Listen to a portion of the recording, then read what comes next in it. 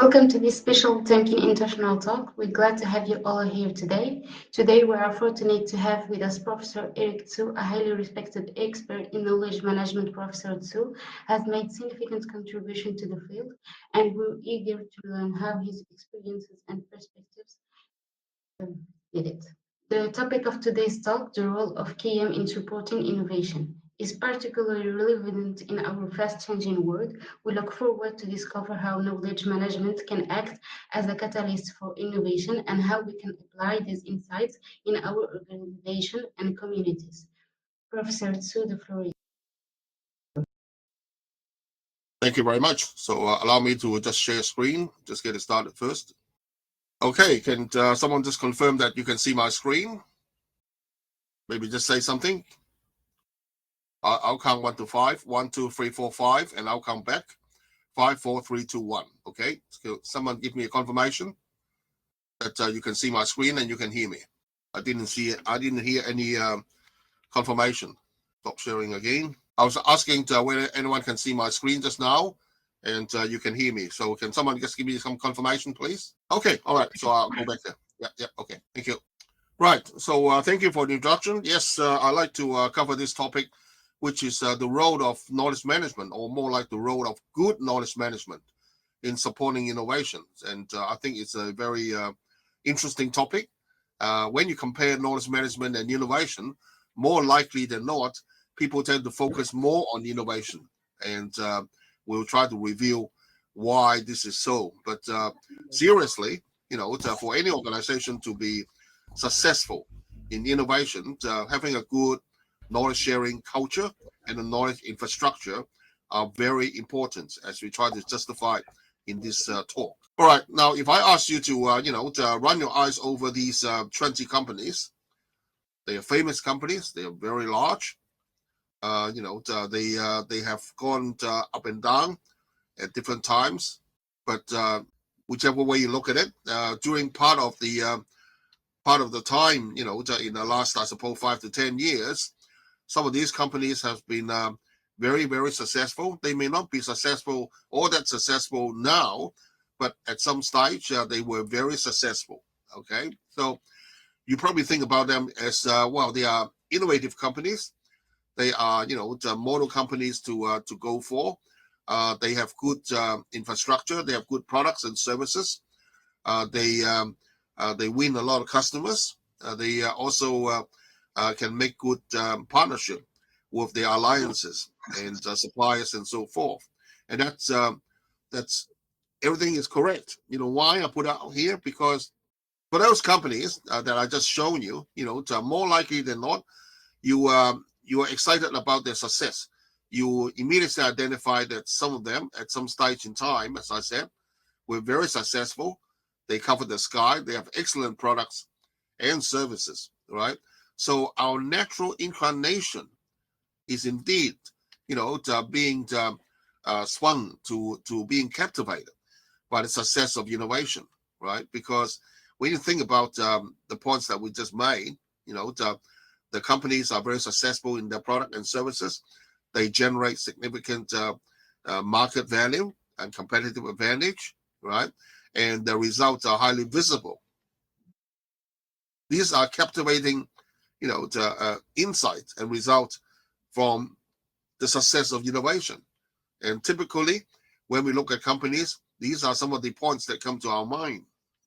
But everybody knows, while this is not a seminar on innovation or just on innovation, everybody knows that innovation is not an easy, task to achieve.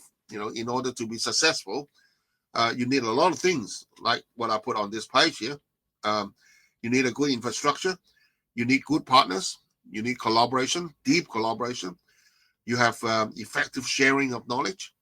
You have to build trust, right? And you need to have dynamic and flexible capabilities, among other things, right?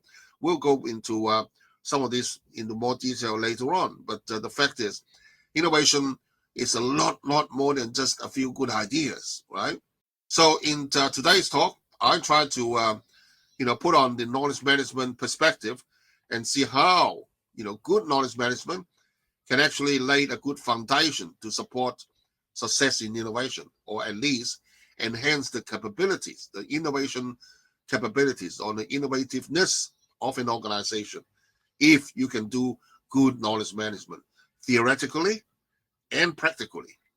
Now, obviously, I won't have time to cover all these topics, but I will be selective, and hopefully, everyone can gain, what you are trying to expect to get from this seminar. So let's go with innovation ecosystem. As I said, innovation success is not just based on good ideas. You need a lot more than good ideas in order to achieve success in innovation. You need to filter these ideas. You need to pilot and test these ideas. You need to develop prototypes. You need to improve on it. You need to collect data. You need to improve on it. And you probably have to go through this a number of times before you can develop the next version and the next version. You need resources.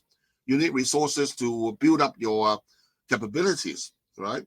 And you need processes, procedures to carry out your tasks. You need to form partnership with partners, suppliers, consumers, customers.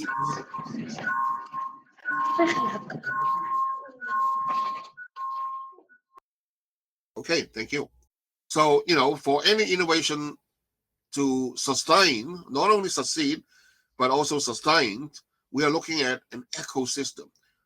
These innovative companies, these ideas, these new products and services, they need to be supported, by a synergistic environment, an ecosystem. So what is it? An innovation ecosystem is a place of co-creation of value. Each of those pieces inside the ecosystem, they have a role to play. Whether they're generating knowledge, they're passing on knowledge, they're extracting knowledge, they're creating values and more, right? So it involves a wide variety of actors, and we'll have a look at these actors later on. The ecosystem is likened to be a network of interconnected organizations. The network creates a context conducive to innovation. So together, we co-innovate, not just from one organization, but together with the support, with the complementary capabilities, and skills possessed by a collection of these organizations in the ecosystem. And this ecosystem integrates both production and actors and users. The objectives are based on the creation and appropriation by actors of the value generated by the innovation. So we do it together, not just the organization or the individual that start with the new idea, but together with all the parties involved in the ecosystem. And only we can do so, then there's a chance for the idea to flourish, for the innovation to succeed, to sustain, and continue to grow.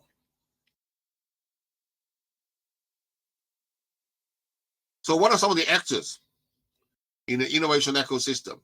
Well, you can read it. Universities, research laboratories, individuals, businesses, non-profit organizations, government, definitely, right? NGOs, communities, users, entrepreneurs, you name it. There has to be an appropriate combination of such skills, individuals, and resources in the ecosystem in order for the good idea to be, nurtured into good innovation and sustainable. Of course, these parties, they interact with each other in multiple ways, just like this star diagram here on the right. The key point among all the interactions is what? It's collaboration. We go back there. The key point among these actors in the ecosystem is collaboration. Collaboration in terms of generating information, passing knowledge, making decisions together, and solving problems together, as well as creating opportunities together, right? So all efforts should be put in to support deep collaboration among all the actors in the innovation ecosystem if we want them to be successful and sustainable. In my own research, I have singled out 3 areas which are very pivotal to lead to success in the 21st century. They are knowledge, innovation, and learning. To cut a long story short, why these 3? Well, let me justify it. Good knowledge will harness collective wisdom. Good knowledge with trust can also expand our social and professional network, and therefore expanding an organization to have more dynamic capabilities. This is very important. When an organization needs it, expertise, resources, computational power, they can get it from an extended network, a trusted network. When they don't need it, they can retract from it. They don't have to pay for it, right? So this dynamic or flexible capability is very advantageous to organization. More than that, good knowledge management efforts also help to share material, reinforce good practices, and minimize time waste on doing something that other units have done already, right? Repeating the same mistakes and wasting time on looking for something that that someone else already found, right? For example, okay? So that's the knowledge aspect. Innovation and creativity, they are, of course, very important today. Competition is not just based on speed and automation. Competition is very much based on new business model, new values, new markets, right? New markets or new product and services which has no physical or previous equivalent, but yet generate a more pleasurable customer experience. That's what we need to build. That's what we need to provide, because this is where, the customer appreciate customer experience. Okay, so innovation is definitely important. Not just speed, not just automation, not just lowering cost. And what about learning? Well, I don't think you need much explanation or elaboration there. Learning is important because we need to learn. We need to continue to learn. We need to learn how to learn because we have to constantly update our knowledge. The external world is moving too fast for us, right? Before we know it, our skills are already obsolete. So we need to tap into the network, acquire the new skills, the new learning. On some occasions, I'm sure you encounter that as well. Sometimes we have to unlearn, right? We learned something before. This is the way that we typically, would do it. But, some occasions we have to discard it because, the world has changed in a big way. And how we actually react or how we solve a problem in the past is no guarantee that is a good method in the future. We have to continue to adapt. And that means that we would have to let go, unlearn some of the things that we have done. Of course, we need to continue to learn. So the learning part involves lifelong learning, peer-based learning, learning from multiple sources, and also the ability to unlearn. So once again, the 3 areas, knowledge, innovation, and learning, to me, they are pivotal to success. If you focus sufficiently on these 3, then I would say that it's a winning formula for everybody. On the knowledge aspect, work has already identified, there's a lot of roles for knowledge to play in a successful innovation ecosystem. As you can see on this table on the right here, knowledge plays the role of a broker, a connector, connecting people with information, connecting people with people. Knowledge can be applied. Knowledge can also expand, the learning of a person, a project team, a group of people, an organization. Knowledge can also be leveraged on when making decisions, okay, as well as to try to identify potential problems and even predictions, okay. So, it is important to make good use of data, information, and knowledge in order to be successful. in the digital 21st century.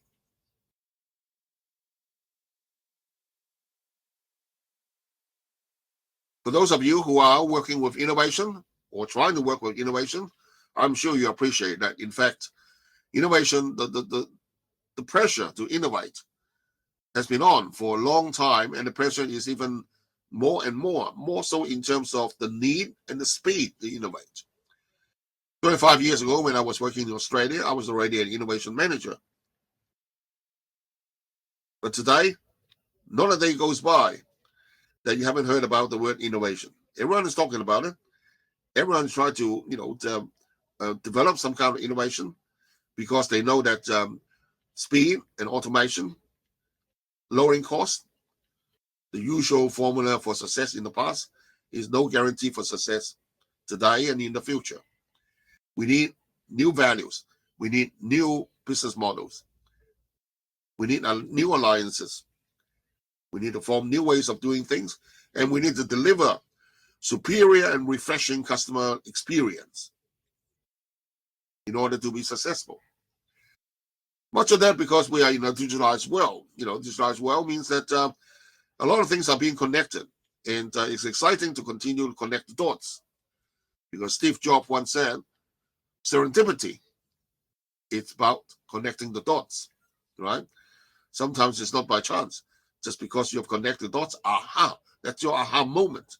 You realize that, in fact, not out of the blue, but in fact, these things are connected via this relationship or some other types of relationship. So in a digitalized world, what does that mean? Well, there's, heavy information abundance. There's lots of information that is available digitally. We have to look for it. We have to find it. We have to access it. There are computational resources like cloud computing in a digital network. There are people that we can reach out via the digital network, especially via the cloud, because these people may have logged in or created accounts on these clouds. So theoretically, we can reach out to people. What for? We can identify the expertise. We can build trust. We can connect with them. And we can harness collective wisdom as well as build capabilities. Remember, again, second time I mentioned it, dynamic capabilities. And I'm saying that much of this capability is external to our organization because they are in external networks. And of course, with these digital networks, they also have innovation, data, software, algorithms, in addition to what I've just mentioned. All in all, it's very exciting because these networks together, they represent an integration of resources that we can tap into. Resources including data, people networks, computational resources like CPUs, RAMs, network, printers, and other resources that we can tap into.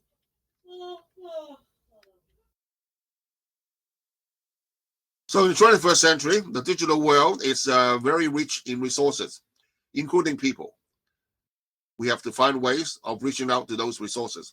We have to accept the fact that knowledge, the very important resource, completely renewable resource, without any further investment, infinitely renewable resource, knowledge, resides in the network. So we need to develop ways to tap into these networks for network building, for extending trust, for developing new business model, or assembling and operationalizing new business model, to developing new services as well as products and more.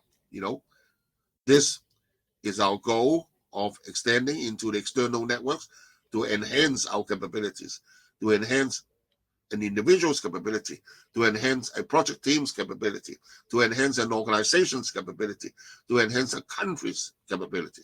Well, that said, innovation and digitalization did not happen overnight. It's been going on for decades, right? So do you realize, we are under more and more compelling reasons and pressure to innovate. And the speed to innovate has to be faster and faster. If you look at this diagram here, look at some of the inventions in the last century: telephone, bicycles, electricity, automobiles, maybe last 200 years. They took a long time compared to today. They took a long time, much, much longer. We are talking about, 50 years, 100 years, maybe 3 generations for the products to be diffused into the society before gaining mass adoption. It is not uncommon to take about 40 years, 50 years, or even more. But look at the left side of the diagram there, right? More recently, mobile phones, smartphones, personal computers, the internet, cloud computing, and more. They use much, much less time in order to conquer the world and build up the customer base compared to the old style inventions, right? The latest is generative AI, like ChatGPT. I read something like that. For example, ChatGPT achieved what the popularity of Facebook. Facebook may take about 6 months or a year to achieve a certain level of user base, but with ChatGPT, it only take about a week or two to get to the same level of adoption. So that's awesome, right? That's awesome. Why am I bringing up this? It's because we are under a compelling reason and pressure to move fast and to innovate. You don't do it, your competitors will do it. You don't do it, something completely new to the market may attempt to do it, and they can beat you easily. Because in the digital world, it is cheap, it is easy, it is economical, and you have to scale to copy, to adapt, to deploy. So if you don't work hard, if you don't think, if you don't continue to improve, the future is very bleak. Of course, the advancing out there is not just digitalization. You can also see that there's artificial intelligence, there's explosion in data and information. There's also Internet of Things, right, which generates a lot of data as well as Moore's law. Although Moore's law is not exactly coding as compared with what was discovered 50 or 60 years ago, which is every 18 months the computational power will be quadrupled 4 times, but the cost or the price will be half. That ratio may not be exactly the same today, but overall speaking, it is still the case, which is come another 18 months, you can be sure that the processing power will be a lot more powerful than what you have today. And in terms of per CPU, the cost will be lower. So these are to me not incremental forces. These are disruptive forces. We have to constantly think something that may not be possible today definitely will be possible, more than possible, in 18 months' time. How do we prepare for this advancement of technology and take advantage of it? Let me focus a bit more on data.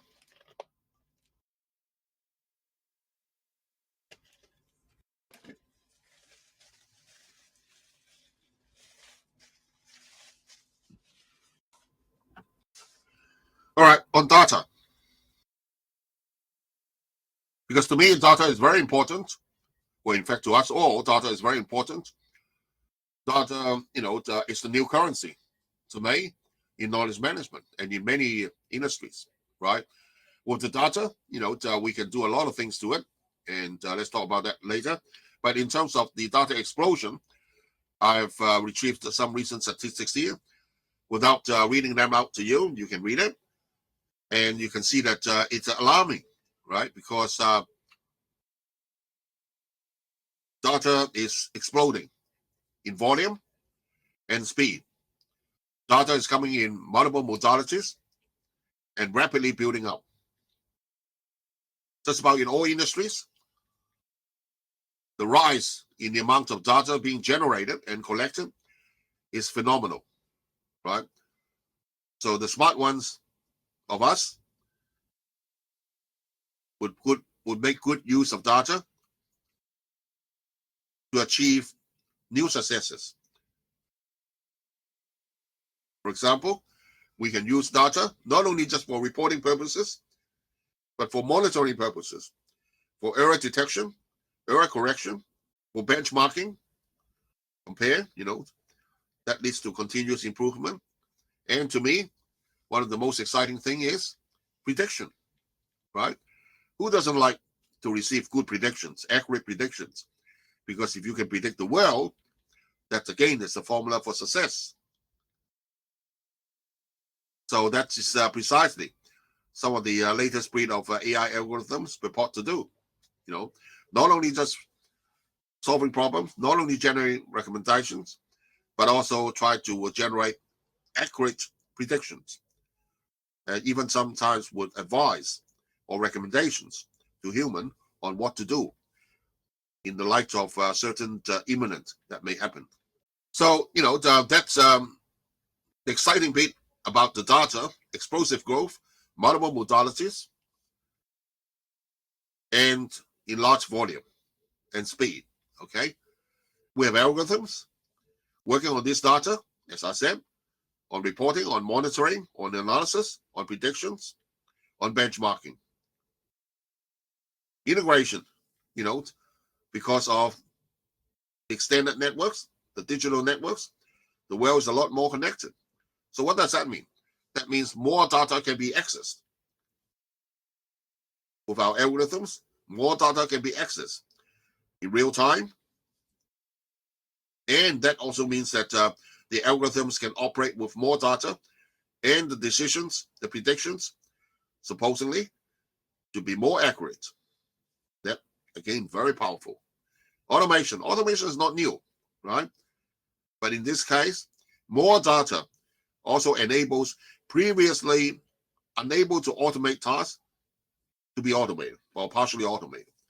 That means that's a delight, a surprise, a positive surprise to human beings, right? Because before, you might have to stop and ask human being for an input. But now, because of efficient data, the algorithm decide that the risk of asking is the risk of to automating that, it's very low, and it will take its chances without stopping and ask the human for more input. Of course, there's a law and there's exceptions where it has to to report to a human and all the rest of it. But the main point what I want to make is with additional data, with good algorithms, more tasks are being automated, right? And the last one is real time. Who doesn't want to look at his business in real time? Not waiting for the half a day before the data can tells you what has happened 12 hours ago or something like that, but in real time. Okay. So not everything can be analyzed and collected in real time right now, but increasingly, this is the direction, and it's I have to say that it's very exciting. All right, so that's in a nutshell on this part. It's I think it's justified very strongly that we have to act on innovation. We cannot sit on it, and data is the new currency. Data is the new oil, right? Data with algorithms, supposedly, we should be able to make good use of it to generate new value on whatever we are aiming to do. That value could be simplifying some existing tasks. That value could be making good predictions. That value could be discovering and generating a new range of products and services for a market that doesn't exist. And that value could also be personalizing certain products and services for customers at the individual level, right? And a lot more, of course. I think most people would have a basic understanding about knowledge management. So maybe I go with ways that KM can enhance innovation. I think that's the central crux of this seminar. So why KM or good KM can enhance innovation. Early on, I showed to you that in order to be successful and sustainable in innovation, we need a lot more than just good ideas. We need good partnerships. We need dynamic capabilities. We need good products and services. We need to be able to handle disruptions and define new business model. We need to share knowledge effectively. And we need to harness collective wisdom from our staff, from our company, from our trusted partners, and sometimes even from the consumer or from the public, and more. So I mentioned about the actors in the innovation ecosystem, and I said that the most important thing among them is to support their collaboration on sharing data, sharing knowledge, communicating, co-creating opportunities, co-creating decisions, or co-making decisions, and co-solving problems together in a cooperative environment with trust.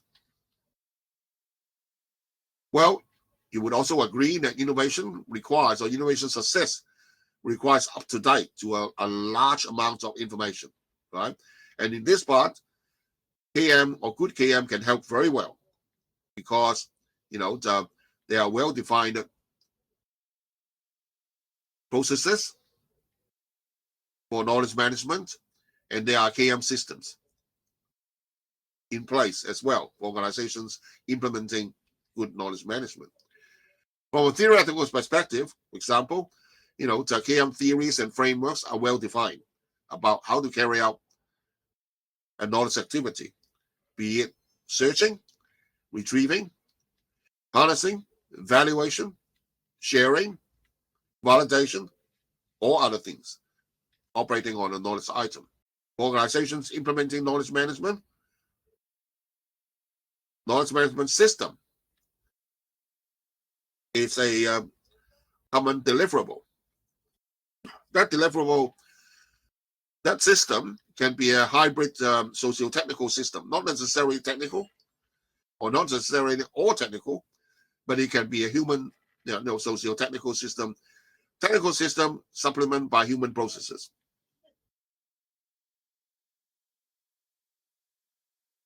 We understand earlier that success in innovation certainly requires dynamic capabilities because the world is changing too fast and unpredictable.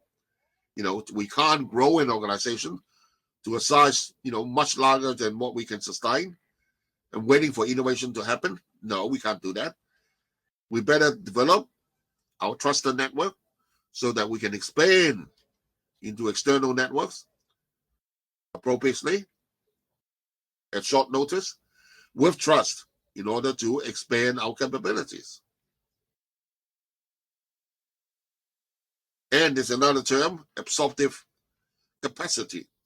Absorptive capacity theory basically means that for those organizations, this is proven by research already for a long time.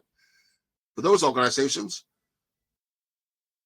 who can manage external knowledge well and be able to assimilate external knowledge into its internal body of knowledge, typically those organizations exhibit a much stronger innovation capability, right? So the key is on absorptive capacity, ability to scan the internet, identify, extract, and articulate externally found knowledge with internally bred body of knowledge. Because together, these steps will help you to expand your body of knowledge on a particular topic. And this enrich that body of knowledge, apparently, proven by research, it's a proven formula for innovation success for an organization. So these are knowledge processes, as I mentioned, right? It's been well defined. How do you search something? How do you retrieve something? Where do you store it? Knowledge flow among organizations. How do you validate a piece of knowledge? How do you define the context in which a piece of knowledge is applicable and can be applied? So these are all part and parcel of knowledge processes, and there are different frameworks governing that. Knowledge management system, as I said, the word system is a bit of a delicate one. Don't fall immediately think that system is always technical. Not necessarily. More likely than not, as I said, it's a socio-technical system. So, you have all these conceptually technical tools, email, document management system, collaboration tool, taxonomy systems, knowledge graph and also things. But the water cooler also play a very important role. And the cooler has very little technology in it. Dynamic capabilities, I think I have made it clear, which is, actively seeking to build trusted network outside of your organizations. Because when the time comes to expand your network with trust, harnessing collective ideas, harnessing collective capabilities, so that you can pursue new opportunities together with staff, resources from a third-party organization, that is dynamic capabilities. And the fourth one is absorptive capacity. As I mentioned earlier, the research has long proven for those organizations who can identify and extract public knowledge and be able to assimilate this public knowledge into their internal body of knowledge and so enrich it. Typically, these organizations exhibit or display a stronger innovating capabilities, and they are generally, demonstrating higher success in innovation. So, I just want to capture on this table here how knowledge management benefits innovation, right? So knowledge sharing and collaboration, knowledge networking and access to external knowledge. Good KM also enables skills and competency development. Good knowledge management also support continuous learning and adaptation, as well as unlearn, right? And good knowledge management also support faster and sustainable innovation. So if I look at, the last slide, which is on the right-hand side, and on the left-hand side, I've reproduced many of the factors that will lead to success in innovation.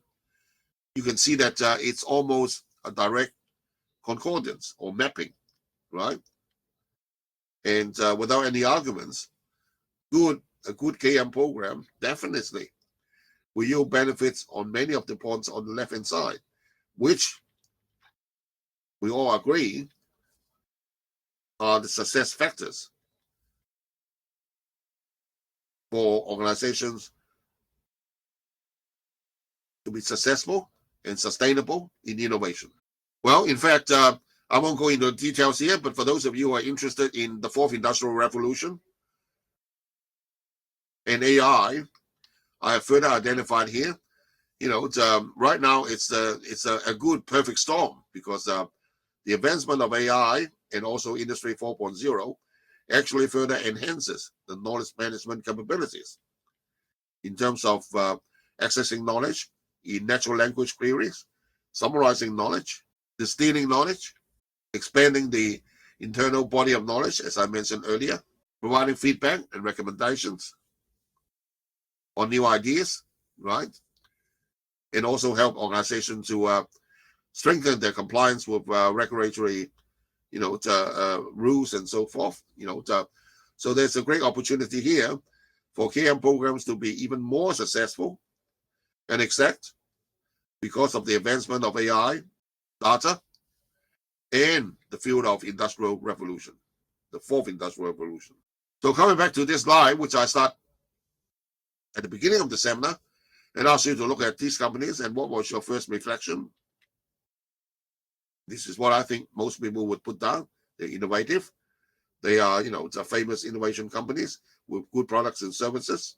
They're willing to take risks, and they have a good, partnership network as well. This is all true, okay?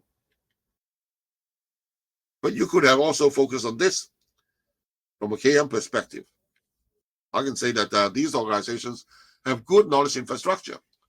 They update and share knowledge frequently. They collect and analyze data in a timely way. Risk is reduced by informed decision making, and they are constantly learning. This is also true for those organizations. So why is that more likely than not, people generally focus on the innovative aspect? That is because, the innovative success is more visible. It's a lot more visible, easier to see, financial result, business result, customers' feedback, product and services that they create, right? Whereas good KM, even though that your team may be doing good work, they're invisible. It's extremely rare to cite a particular success of a company is, totally attributed to some KM initiative.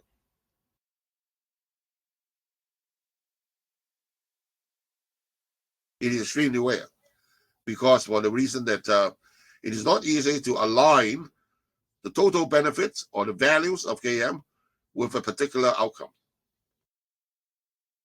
And KM is a non-linear system anyway. But nevertheless, you would appreciate that good KM or good knowledge infrastructure and willingness to share are pivotal for organization to success in innovation. Before I finish, maybe I'll use some examples from industry to validate what I've just said. I'm based in Hong Kong, and in Hong Kong, there's the Most Innovative and Knowledge Enterprise Award. And this year, I was fortunate enough, to look at all the submissions. And each submission, they would have to elaborate on what they have done based on each one of these 8 criteria: culture, products and services, knowledge sharing tools, technologies, and more, right? So I was asked to review all these submissions and then do a presentation about what are the highlights of these winning organizations in terms of knowledge management, in terms of innovation. What have they done in order to achieve success in innovation? So I look through the submission. And by the way, you can also search for Mike Award Hong Kong, and you'll be taken to the page, mikeaward.com, and you can see exactly what I showed here in the next 2 slides anyway. So these are the winners in last year's Hong Kong Mike Award. So because of the innovation success, we do expect them to explain in the submission the 8 criteria why they consider themselves to be successful.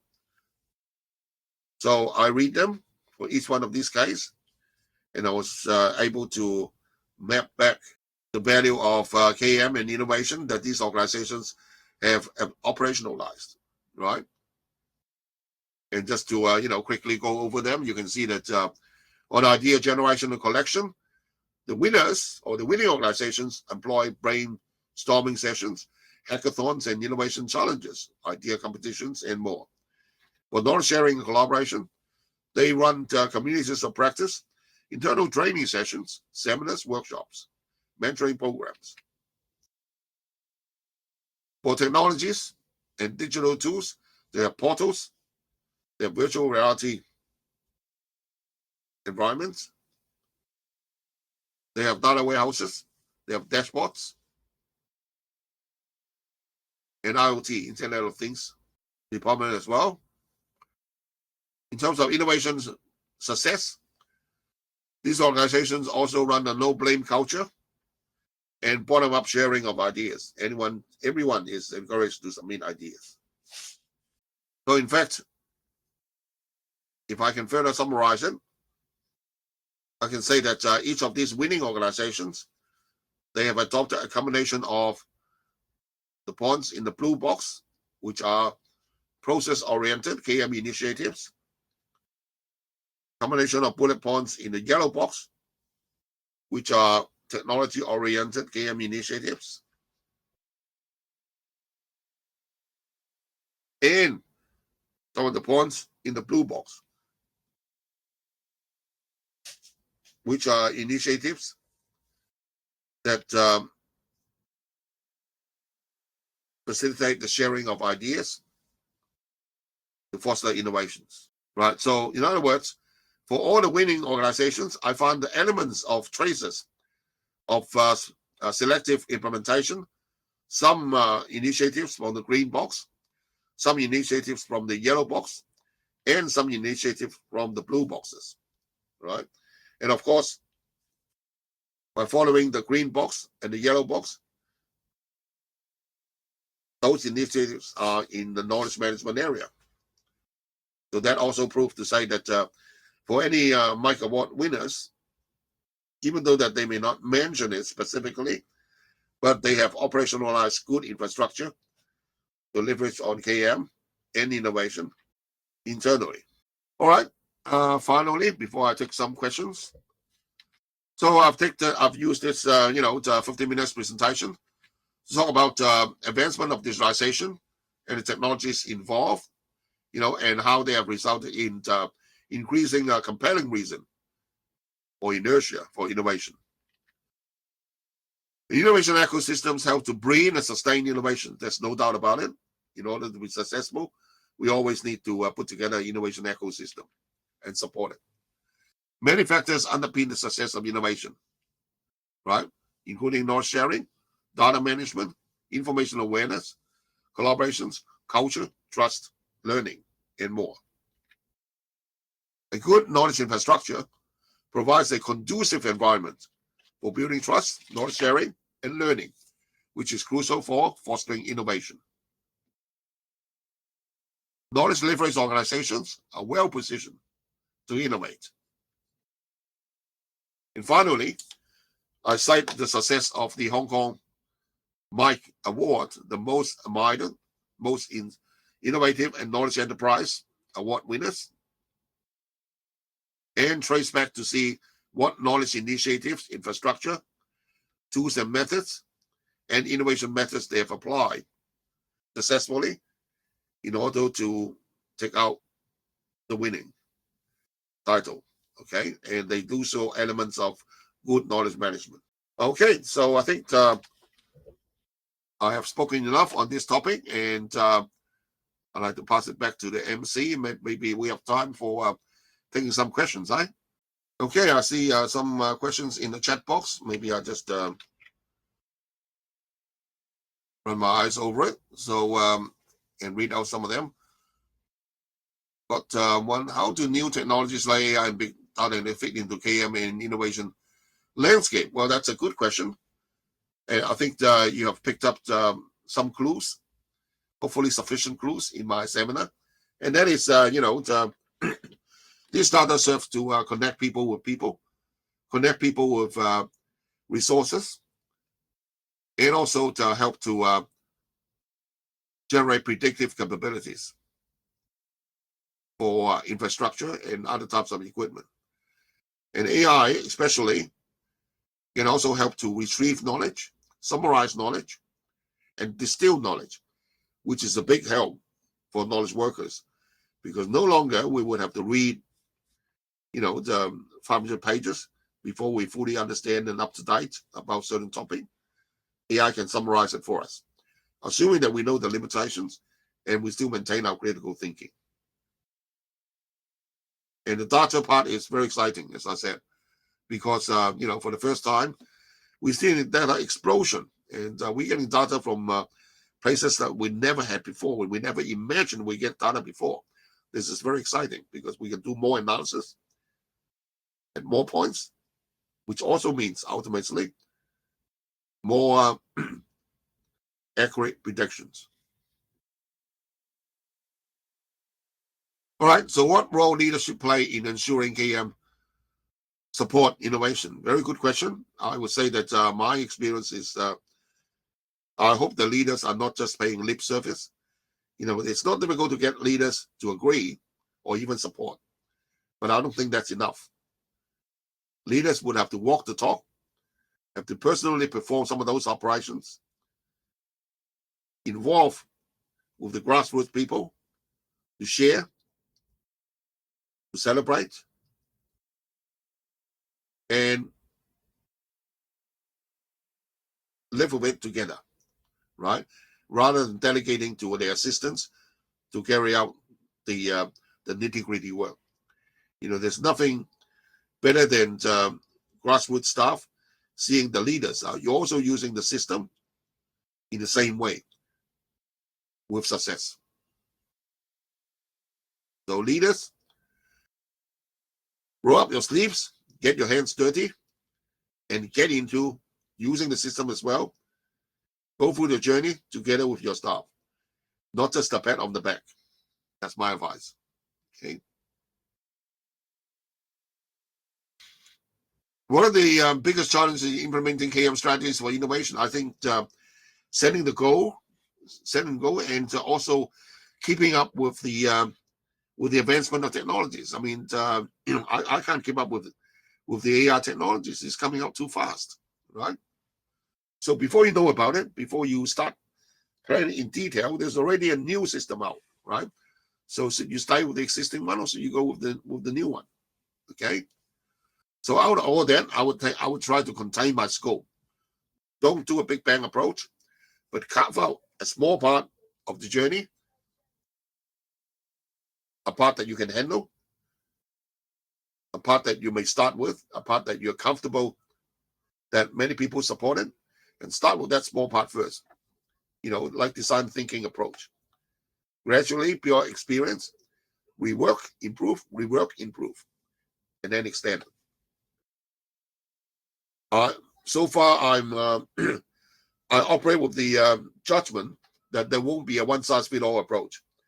In order to apply technologies to various areas of innovation, you still need different set of tools together, right? There won't be a universally dominating tool, not in the near future. And we must know the limitations of technology. Technology can never replace, or never meant to replace, human-to-human connections, right? So, to never assume that technology can do all the connections and communications for you.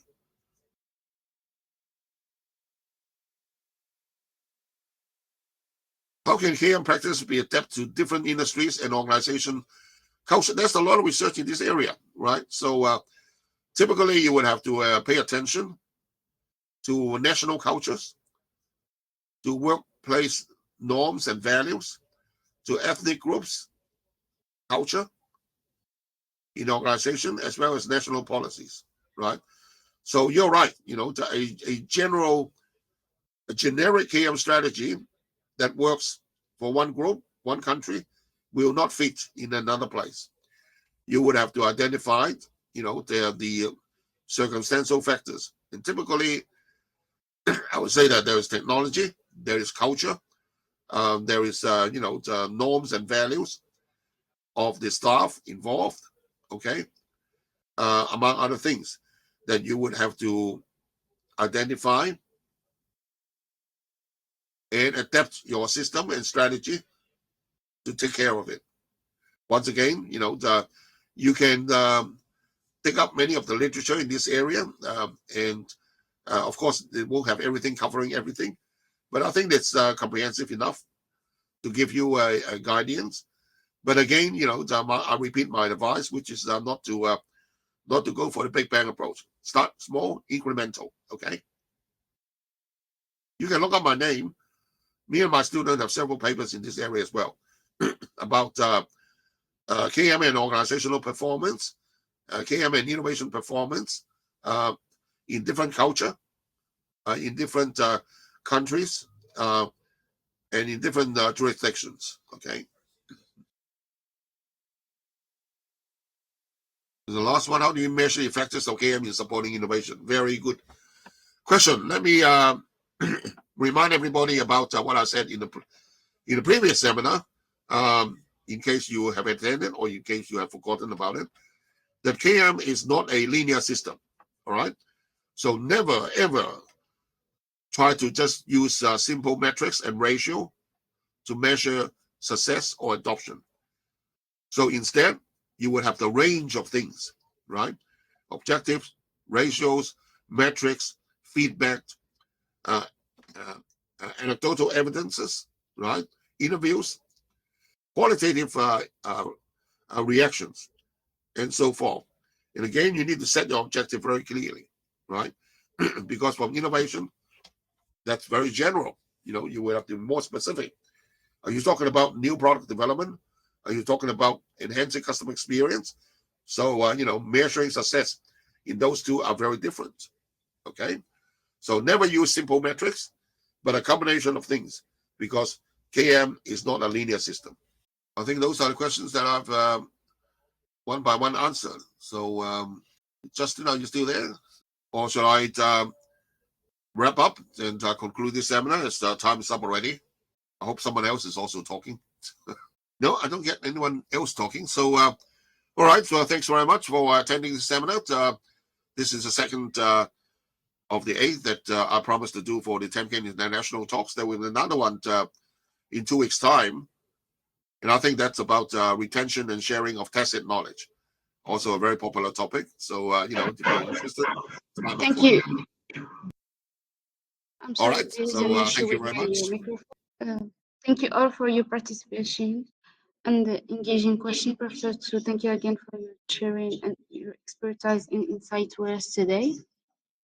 Before we announce that Professor Tsu will be at 11 a.m. for his next talk on retention and sharing of tacit knowledge, challenges, and there. That's right. I'm sure you will be sending out information for registration later on. Thank you. Okay. Have a nice day. I'll signing off now. Thank you.